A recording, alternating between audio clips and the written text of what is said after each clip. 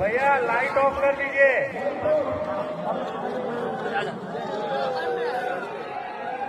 बोलो बोलो बजरंग बली की। 7, 6, 5, 4, 3, 2, 1।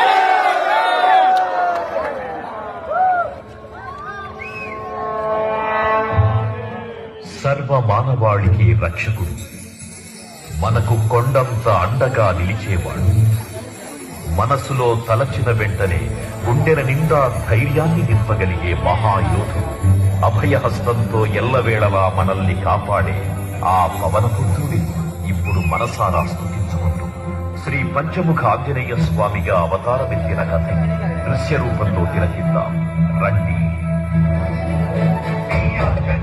ప్రసన్నాంజనేయం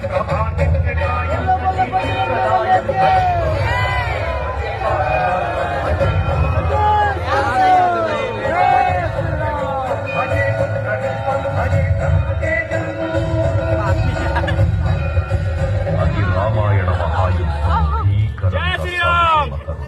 శ్రీరామచంద్రుని సారథ్యం వానర సైన్యంతో విజృంభిస్తూ లక్ష్మణస్వామి తనతో పోరాటం చేస్తున్న రావణుడి కుమారుడు ఇంద్రజిత్ తలని బాణంతో ఒక్క వేటుతో వేరు చేశాడు. ఇంద్రజిత్ మరణ వార్త విన్న రావణుడు ఆవేశంతో ఊగిపోయాడు. ప్రతీకారం కోసం పాతాళ లోకాధిపతి తన సోదరుడు అయినటువంటి మహిరావణుడి సహకారం కోరాడు.